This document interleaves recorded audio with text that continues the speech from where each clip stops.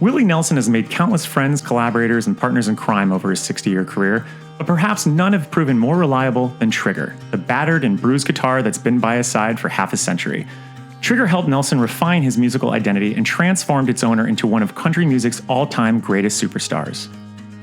Nelson's relationship with Trigger began in 1969, when he was still a burgeoning singer-songwriter cutting his teeth in Nashville. Hello, Willie. Willie, you know, if we tried to do all your hits, we'd be here till February. I'll wait.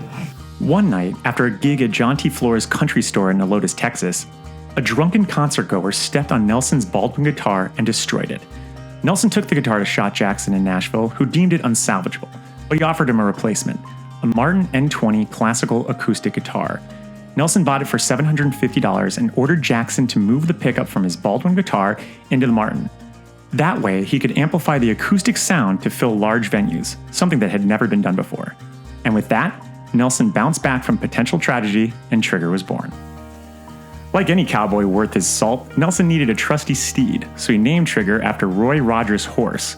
Nelson drew much of his guitar playing style from the Romani French jazz master Django Reinhardt, who pioneered a swinging percussive subgenre known as gypsy jazz. Nelson's tenacious fretwork set him apart from his guitar-slinging peers, and Trigger's one-of-a-kind tone became a defining element of his sound. In 1969, shortly after he met Trigger, Nelson's house outside of Nashville burned down.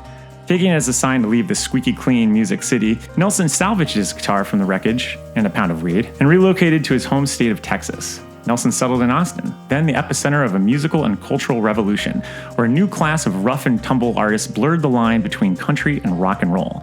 For Nelson, this proved a welcome change of pace from the rigid Nashville scene, and he reinvented his sound accordingly. These Austin musicians ushered in the outlaw country movement of the 1970s, with Nelson and Trigger at the forefront.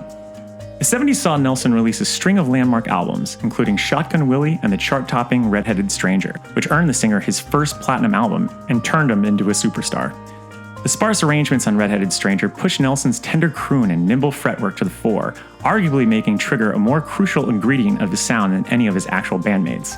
As Nelson became a household name, Trigger became an icon and began to show its mileage. When fellow musician and friend Leon Russell asked Nelson to carve his name into his guitar to increase its value, Nelson requested that Russell do the same to Trigger.